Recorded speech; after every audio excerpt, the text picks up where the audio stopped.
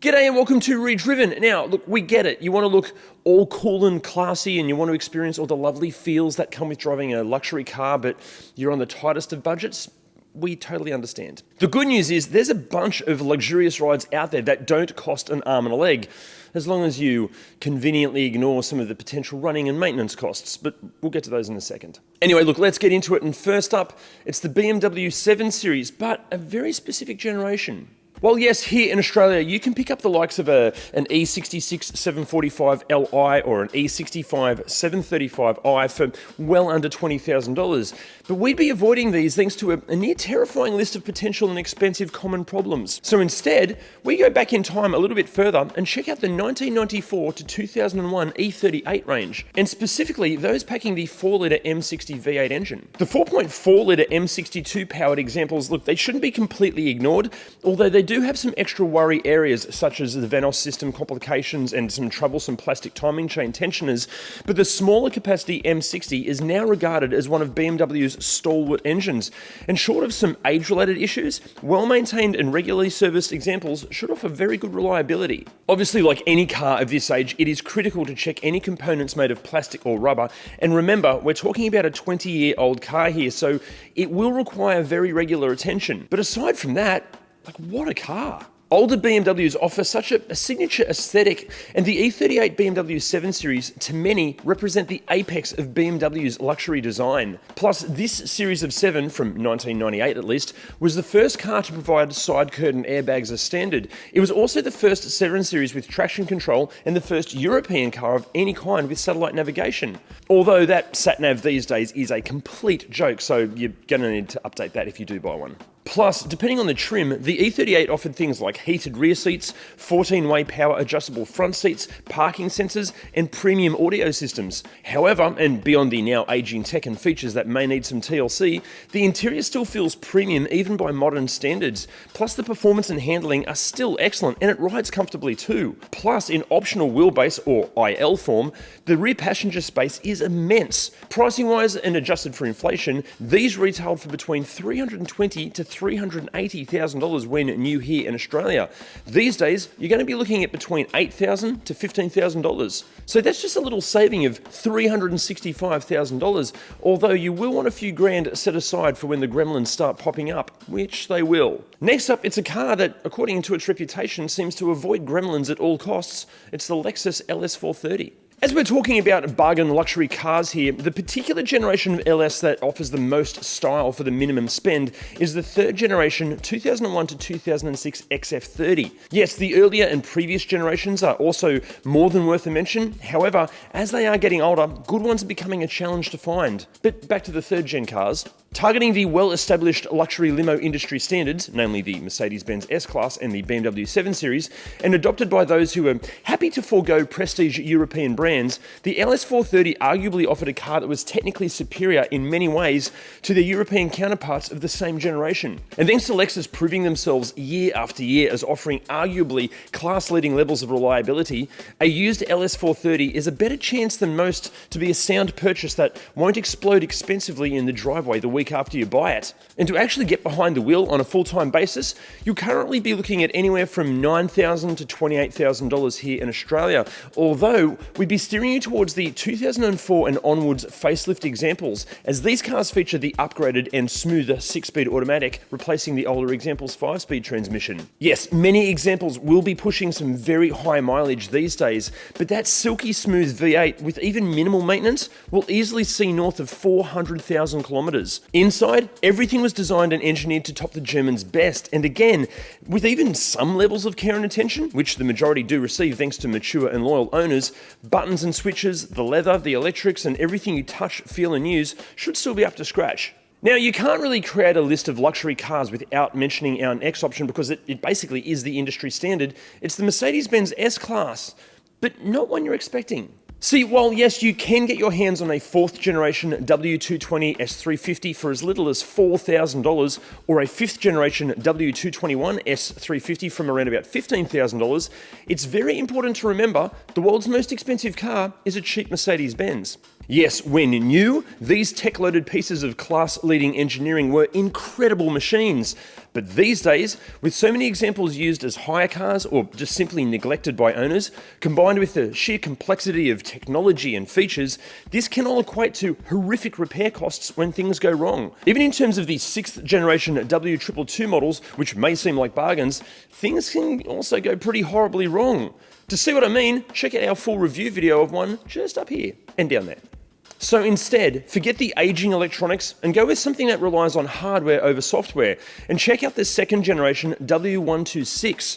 While the previous generation S-Class, the W116, laid the groundwork for the S-Class, the W126 perfected it. This was the ultimate summation of Mercedes-Benz quest to make the best car in the world through innovation, technology, safety, and mechanical excellence. And while it is still revered and beloved for its timeless design, cost-no-object build quality, and immense levels of over-engineering, the W126 is often called the last true Mercedes-Benz. And it's without doubt that the brand itself has built its reputation based on how truly superb these cars were, and in many cases, still are.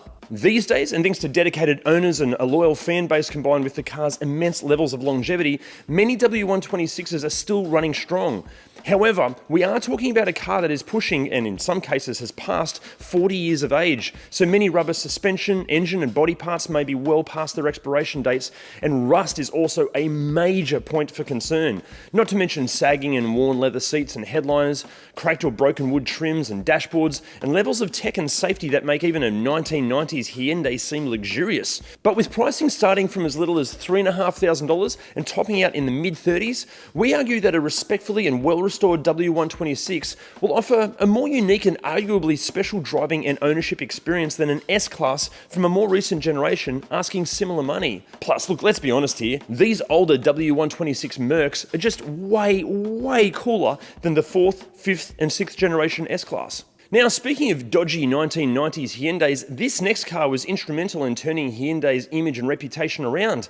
It's the Hyundai Genesis. Surely one of the attractive elements of owning a luxury car is a sense of exclusivity, and with many out there still not knowing what the hell a Genesis even is, this seemingly mysterious vehicle and its subtle and understated good looks equate to a luxury car that can disappear into the shadows while leaving everyone that saw it asking each other what the hell that car even was in the first place. Okay, with pricing of 2nd generation Genesis examples kicking off from around about $25,000 here in Australia, it is on the very steep side of what we would regard as a bargain, but for the asking price, you'll get so much car. Firstly, this was the car that Hyundai used to inform the world that it was no longer to be known as that manufacturer of small, compact, budget-priced yet increasingly reliable cars. The Genesis existed, and now as a standalone brand continues to exist, to prove that it can take on the very best from Europe, Japan and the US and beat them at their own game. The very core of the Genesis sets up for a superb luxury car, a large, long rear-wheel drive platform, a spacious and premium-feeling leather-lined interior, a smooth and refined V6 engine, ride and handling tuned for local conditions, and loads of features and equipment. Okay, it might not match its European counterparts for outright luxury, but when you take into account not only the price to buy it, but the cost of maintaining and repairing it, if something were to go wrong, which let's be honest, being a modern Hyundai, it probably won't, what it lacks in brand panache and the finer luxury details, it more than makes up for in logic, common sense, and just value for money. However, it does come with a warning. If you're in the market, be very cautious of ex-hire cars, as these may have been driven with minimal mechanical sympathy and serviced purely to get them through their lease period. But the good news is, the majority of Genesis have been privately owned, well maintained and driven with care. Look, if you can get past being a brand snob, the Genesis is one hell of a bargain luxury car. Now, before we get to first place, look, the only way that we can keep making these videos for you guys is with your support. And the easiest way of supporting us is simply by hitting those like, subscribe and bell buttons down there and sharing our content with your mates. Honestly, just doing that, it helps us out so much. Okay, so our top pick, look, to be honest, it's not commonly compared to the likes of the S-Class or the 7 Series because it's on a whole other level of luxury. It's on par with the likes of Rolls-Royce.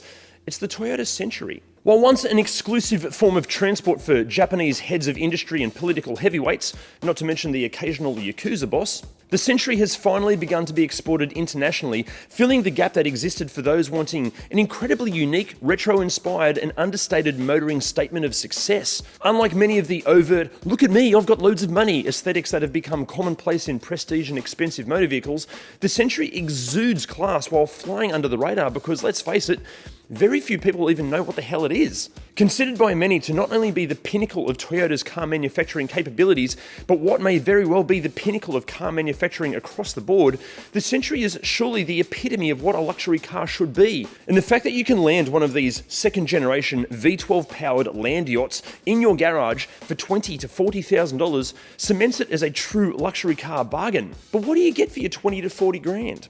We're talking a near magic carpet ride level of suspension suppleness thanks to Toyota's Skyhook air suspension, arguably the quietest cabin in all of automotive, a full suite of safety and infotainment tech, which, yes, is getting a little bit long in the tooth these days. But rather than privacy blinds, Centuries can feature lace curtains and all come equipped with near infinitely electronically adjustable seats that are heated, cooled, that feature massage functions, and they could teach most lounge chairs a thing or two about comfort. The Century even favours an incredibly high-quality wool cloth upholstery over leather as standard, as leather is considered too noisy when it flexes and creaks under the occupant's body weight. In terms of build quality, think like Lexus levels of fit and finish, and then double that, or even triple it. It's important to know that this isn't just another mass-produced Toyota. The Century is basically handcrafted by Toyota's most talented artisans.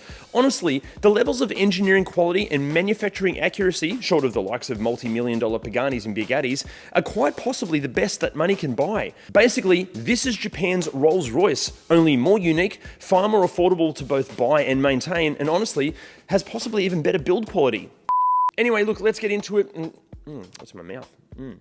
Just do it simply, Morris. Not that hard. And the best way of supporting us, or the easiest way to you magic carpet ride level of suspension suppleness, thanks to oh man, hell, here we go. Too noisy when it flexes and creaks under the suspension suppleness, thanks to I did it the first time. Why can't I do it now, mate? That was the one, Cal. Bam. So, which one would you buy? Or would you buy something completely different? Let us know in the comments below, and we'll see you next time. See ya.